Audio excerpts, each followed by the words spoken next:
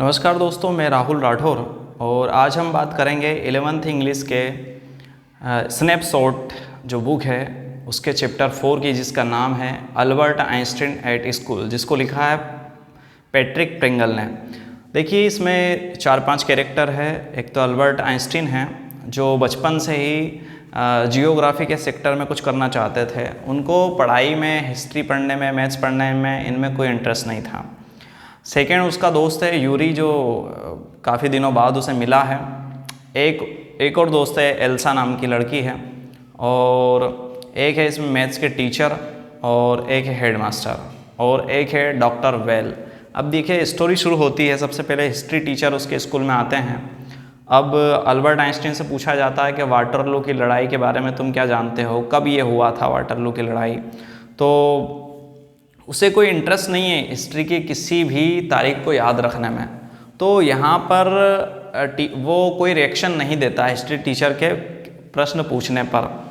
अब यहाँ जब वो कोई जवाब नहीं देता है तो जो टीचर है, हिस्ट्री टीचर, वो बोलते हैं कि अच्छा ये बताओ कि क्या तुम्हें ये जो एजुकेशन यहाँ हम स्कूल में पढ़ाते हैं, क्या इस पर कोई बिलीव नहीं है, ट्रस्ट नहीं है तुम्हें? तो वो कहता है कि नहीं, मुझे ट्रस्ट तो है, लेकिन मुझे हिस्ट्री की किसी भी घटना को याद रखना ज़रूरी नहीं है, और कब कोई लड़ाई हुई इससे भी मुझे कोई मतलब नहीं है। मतलब ये होना चाहिए रीज़न बिहाइंड इट के what is the reason behind it, कि वो लड़ाई क्यों हुई है, किस कारण से हुई है, ये कारण जानना चाहिए, ना कि उन तारीखों को, उन मरने वाले लोगों को याद रखना चाहिए कि वो कौन थे।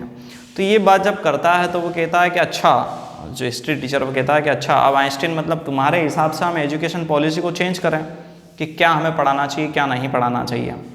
तो इस तरह से उनकी बहस होती है, यानी कि जितने भी टीचर है वहाँ के, उनसे इसी तरह की बहस आइंस्टीन की चलती रहती है, क्योंकि आइंस्टीन को वहाँ की पढ़ाई से कोई इंटरेस्ट नहीं है। दूसरी बात, आइंस्टीन एक ऐसे इलाके में रहता है चूँकि वो अपने पापा से दूर है। पापा ने उसे पढ़ने के लिए एक म्यूनिक एक इलाका है, या ऐसे लोगों का इलाका है जो बहुत गरीब है, बहुत निम्न स्तर के है, गंदी बस्ती में वो रहता है और स्कूल जाता है। अब उसकी पसंद की चीज़ ये है कि वो जब भी रूम पे रहता है तो वो वायलिन वगैरह बजाना, उसको म्यूजिक का बहुत शौक़ है, लेकिन म्यूजिक में भी वो इंटरेस्ट नहीं ले पाता, चूँकि उसकी जो मकान मालिकिन है वो अपने बच्चों को खूब पीटती है कई बार, और वो जो मकान मालिक है वो उस मकान मालकिन को, यानी उसकी वाइफ को, कभी कभी पीटता है। तो ऐसे इलाके में रहना भी उसके लिए दुश्वार था। दूसरा कि स्कूल के अंदर भी उसको एजुकेशन में जो हिस्ट्री वगैरह पढ़ता था वो उसमें कोई इंटरेस्ट उसको नहीं था।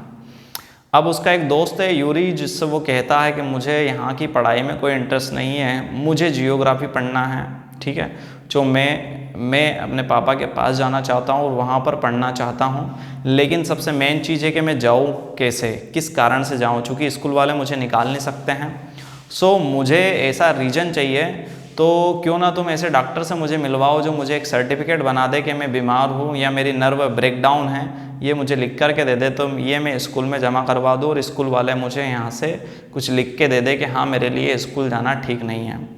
एल्सा एक और उसकी दोस्त है जो उसके पास आती है। एल्सा कहती है कि तुमसे भी एवरेज बच्चे, तुमसे भी ख़राब बच्चे हैं जो पढ़ाई करते हैं और वो पास भी हो सकते हैं, और तुम भी पास हो सकते हो, लेकिन तुम्हें ये पढ़ाई कंप्लीट करके जाना चाहिए। आइंस्टीन कहता है कि मेरा बिल्कुल भी इंटरेस्ट यहाँ की पढ़ाई में नहीं है। अब आगे देखें। अब यूरी जो है, जो उसका पक्का दोस्त है, तो यूरी एक डॉक्टर की व्यवस्था करता है। वो कहता है आइंस्टीन से कि मेरा एक दोस्त है डॉक्टर वेल,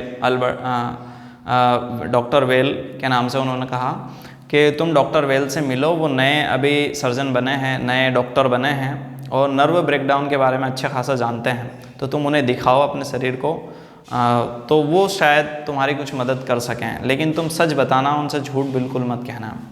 अब आइंस्टीन जो है अगले दिन शाम के समय जो है उस डॉक्टर वेल के पास जाते हैं। डॉक्टर वेल उसे ठीक तरह से देखते हैं, तो उसे नहीं पढ़ने का इंटरेस्ट, दूसरा वो इस इलाके में रहता है जहाँ उसके लिए बहुत मुश्किल है रहना। इन दोनों चीज़ों की वजह से उसके शरीर की जो नर्व सेल्स थी वो काफ़ी कमज़ोर हो गई थी, ब्रेकडाउन हो चुकी थी। तो जब डॉक्टर ने चेक किया तो वाकई उसने जो सोचा था वो वैसा ही निकला। तो उसने जब सर्टिफिकेट तैयार किया उसमें यह था कि उसकी नर्व ब्रेकडाउन है, बहुत कमज़ोर है, वो स्कूल अटेंड नहीं कर पाएगा। अब ये सर्टिफिकेट उसने तैयार करके रख लिया और डॉक्टर से विदा ली। तो डॉक्टर से उसने कहा कि मैं आपकी क्या मदद कर सकता हूँ। डॉक्टर कहता है कि तुम्हें कोई मदद की करने की ज़रूरत नहीं है, यूरी जो तुम्हारा दोस्त है उसने मुझे खाने पे बुलाया है, सो मेरी उससे ऑलरेडी बात हो चुकी है, तो तुम्हें कोई मदद की आवश्यकता मेरी नहीं है तुमसे। अब आइंस्टीन जो है अगले दिन स्कूल जाता है, ये उसका आखिरी दिन रहता है। आइंस्टीन जो है सबसे पहले मैथ्स टीचर के पास जाता है। मैथ्स टीचर उसकी बात को समझता था आइंस्टीन को, कि आइंस्टीन के लिए यहाँ रहना और यहाँ पढ़ना बहुत मुश्किल है, चूँकि उसका इंटरेस्ट जो है वो जियोग्राफी पढ़ने में है, भौगोलिक स्थितियाँ जानने में है ना कि इस तरह की हिस्ट्री वाली चीज़ों को पढ़ना उसकी आदत में शामिल नहीं था। तो वो बहुत अच्छे से जानता था उसे। तो मैथमेटिकल टीचर ने एक लिख के दिया प्रमाण पत्र में कि जो आइंस्टीन है वो किसी भी कॉलेज में एडमिशन के लिए तैयार है, इतना उसे मैथ्स आता है। तो ये सर्टिफिकेट वो ले लेता है। उसके बाद हेडमास्टर के पास जाता है। हेडमास्टर के पास जैसे ही जाता है तो हेडमास्टर बहुत क्रोधित होते हैं उससे और कहते हैं कि आइंस्टीन, हम तुम्हें अब आज से इस स्कूल में नहीं रख सकते, क्योंकि कोई भी टीचर तुम्हारी उपस्थिति में किसी भी क्लास में पूरे कॉन्स्टेंट के साथ, पूरी एकाग्रता के साथ नहीं पढ़ा सकता है।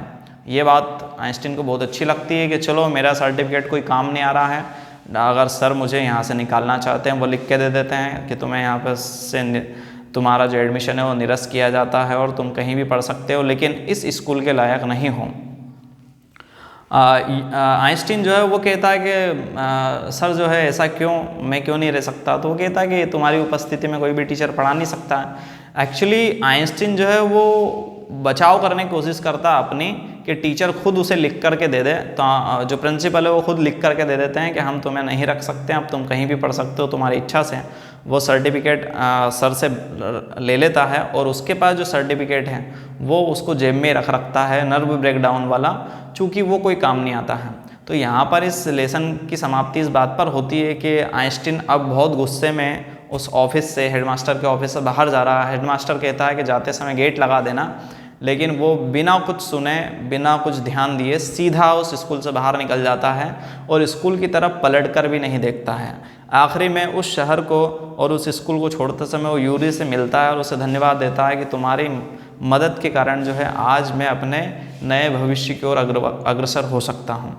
तो कहने का तात्पर्य इस लेसन से हमें बस ये सीखने को मिलता है कि अल्बर्ट आइंस्टीन का जो उद्देश्य था, जो लक्ष्य था बचपन से, जो उसकी पैशन थी कि वो जियोग्राफिक सीखना चाहता था, लेकिन उसके घर वालों के प्रेशर से और स्कूल वालों के प्रेशर से वो कुछ और सीखने में लगा हुआ था जो कि उसके इंटरेस्ट का बिल्कुल नहीं था।